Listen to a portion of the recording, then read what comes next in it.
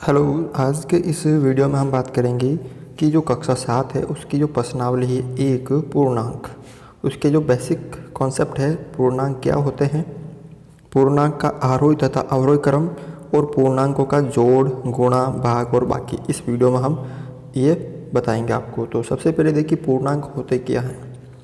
तो आपने देखे होंगे कि प्राकृत संख्या क्या होती है। प्राकृत संख्या कि एक से जो संख्या शुरू होती है और कहाँ तक चलती है, अनंत तक, यानी 1 2 3 4 5, ठीक है, ये अनंत तक। फिर आती है 2 नंबर पे आपके पूर्ण संख्या। अब पूर्ण संख्या क्या होती है, अगर प्राकृत संख्याओं में जीरो को भी शामिल कर दे, यानी 0 1 2 3 4 5, ठीक है, कहाँ तक, अनंत तक। अब बात करते हैं हम पूर्णांक की। तो पूर्णांक क्या होते हैं, तो पूर्णांक अगर ये जो पूर्ण संख्या है 0 1 2 3 4 5, ठीक है, और अगर इन संख्याओं में अगर हम माइनस की संख्याओं को भी ऐड कर दें, यानी -1 -2 -3 और -4, ये -5 और इस तरह इधर भी अनंत तक, तो ये हो गए आपके पूर्णांक। अब पूर्णांक कितने प्रकार के होते हैं, पूर्णांक के प्रकार। तो दोस्तों पूर्णांक 2 प्रकार के होते हैं, 2 प्रकार के होते हैं। एक तो होता है आपके धनात्मक पूर्णांक। अब धनात्मक पूर्णांक मतलब प्लस की संख्या, ठीक है। दूसरा होता है आपके ऋणात्मक पूर्णांक मतलब माइनस की संख्या। जैसे ये वाली सारी प्लस की है 1 से लेकर अनंत तक, और ये -1 से लेकर अनंत तक किसकी है, माइनस की है, ऋणात्मक है, ठीक है। तो ये ऋणात्मक संख्या यहाँ से लेकर यहाँ तक ऋणात्मक, और यहाँ से लेकर ये इधर अनंत तक धनात्मक है। अगर आपसे पूछ ले सबसे बड़ी धनात्मक पूर्णांक, तो वो होती है अनंत।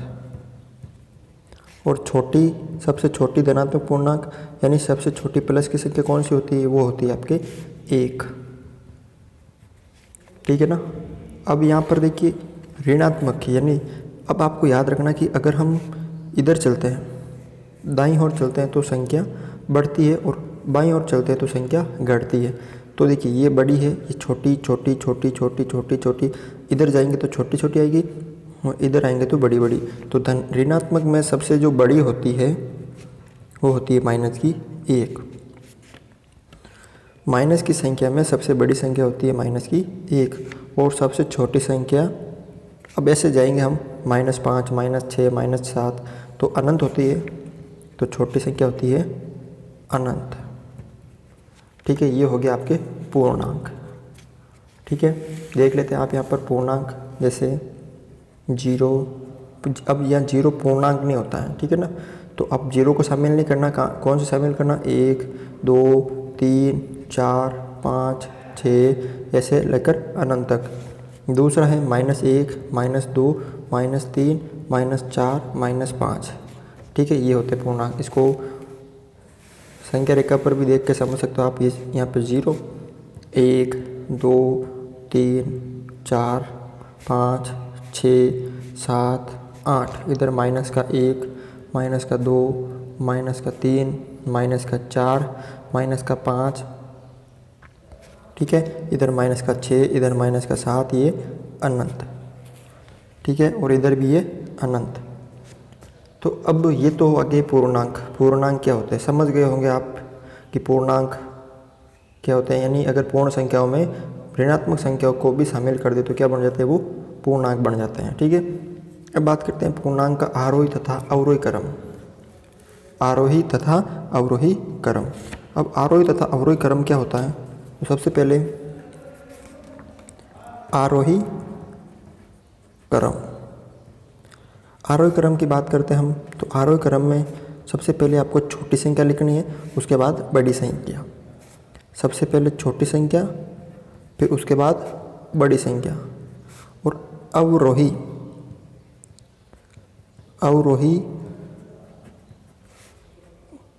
क्रम।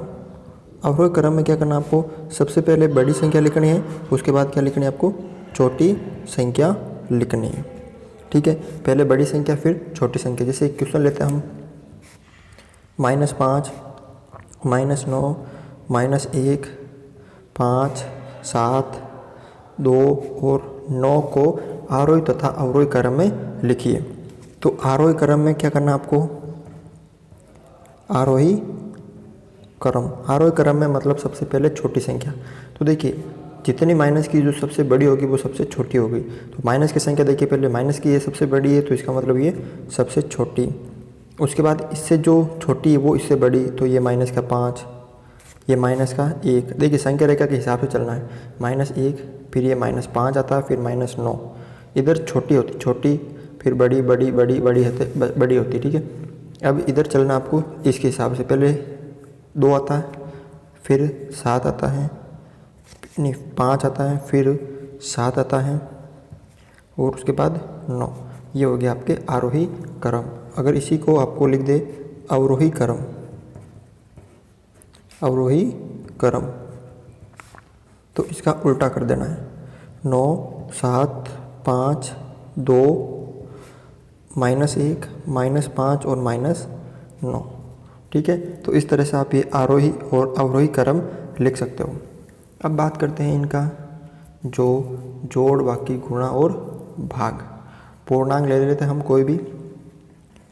ठीक है, अब सबसे पहले करते हैं जोड़। 2 प्लस की संख्या है, जैसे 50 + 50, दोनों प्लस की है, तो इनका योग 100 होगा। ठीक है, क्योंकि 50 भी प्लस के और 100 भी प्लस के। और याद रखना जिस संख्या के आगे कोई चिन्ह नहीं होता है वो हमेशा किसकी होती है, प्लस की होती है। अब मान लीजिए ये भी माइनस की है और ये भी माइनस की है।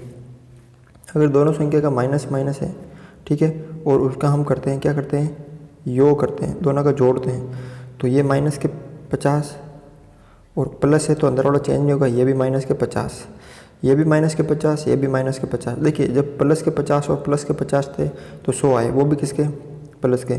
जब माइनस के 50 और माइनस के 50 होंगे तो माइनस के कितना हो जाएंगे, 100। माइनस माइनस वाली संख्या जुड़ती है किसमें, जोड़ में। ठीक है, उसके बाद अगर एक प्लस की हो और एक किसकी हो, माइनस की, विपरीत चिन्ह है तो आपस में क्या हो जाएंगे, घट जाएंगे, यानी 0 हो जाएंगे। ठीक है, अब यहाँ पे देखिए बाकी में यहाँ पे देखिए, जैसे मान लीजिए एक माइनस का 50 है या प्लस का 50 है और इसको घटा रहे हैं प्लस के 50 से, तो ये प्लस के 50 कोष्ठक के बाहर माइनस है तो अंदर वाला चेंज नहीं होगा, तो ये भी प्लस, ये अंदर वाला चेंज नहीं होगा, मतलब माइनस है तो अंदर वाला चेंज होगा, क्योंकि ये बाहर माइनस है तो बाहर माइनस है तो अंदर वाला चेंज हो जाएगा। कितना हो जाएगा, ये माइनस का 50, 50 में से 50 गई तो 0। ठीक है, अगला देखिए आप यहाँ पर, जैसे एक है माइनस का 50 और इसमें से माइनस करना आपको माइनस का 50। अब ये माइनस का 50, अब ये अंदर माइनस है, बाहर भी माइनस है तो अंदर वाला चेंज हो जाएगा। अगर कोष्ठक के बाहर माइनस है हो तो अंदर वाला चेंज हो जाता है, तो ये माइनस का है तो अंदर वाला माइनस का, ये किसका हो जाएगा, प्लस का। ये 50, ये 50 में से ये 50, प्लस और माइनस अलग अलग विपरीत चिन्ह है तो ये हो जाएगा 0। अब बात करते हैं हम गुणा की। किसकी बात करते हैं, गुणा की करते हैं। मान लीजिए 2 प्लस की संख्या है, ठीक है, ये दोनों प्लस की है तो बस क्या होगा, 2500। अगर मान लीजिए दोनों माइनस की संख्या गुणा हो रहे हैं, ठीक है, तो उत्तर होगा 2500 और माइनस माइनस होकर क्या हो जाएगा, वो प्लस। देखो याद रखना, जोड़ बाकी के अलग नियम हैं और गुणा के नियम अलग है। ठीक है, उसके बाद अगर दोनों एक माइनस की और इंटू गुणा करना एक प्लस से, तो उत्तर वही 2500, और एक का अगर माइनस है तो ये सिर्फ मैं 2 अंकों के लिए बता रहा हूँ। ठीक है, इसका एक अलग वीडियो बना दूंगा सिर्फ पूर्णांकों के जोड़ बाकी का, तो उसमें आप समझ लेना, ठीक है। अब बात करते हैं इसका भाग, इसकी बात करते हैं भाग। जैसे -50 को -50 से भाग करना, माइनस से माइनस कट जाएगा, 50 से 50 से कम एक बार, प्लस का 50 और माइनस का 50, ये 50 से 50 कट जाएंगे, माइनस का बचा तो माइनस का 1, ठीक है। और अगर दोनों प्लस प्लस के हो, 50 प्लस के हो, तो 50 से 50 कट जाएंगे 1। तो इस तरह से आप ये जो जोड़ बाकी और भाग कर सकते हो। तो बस इस वीडियो में इतना ही था। इसका जो जोड़ बाकी गुणा भाग है, इसका एक पर्सनल वीडियो में बना दूंगा पूरा, जिसमें आपको समझा के बताऊंगा, ठीक है। तो इस वीडियो में इतना ही। अगर आपको वीडियो अच्छा लगे तो इसे लाइक करें, शेयर करें और हमारे चैनल को सब्सक्राइब करें।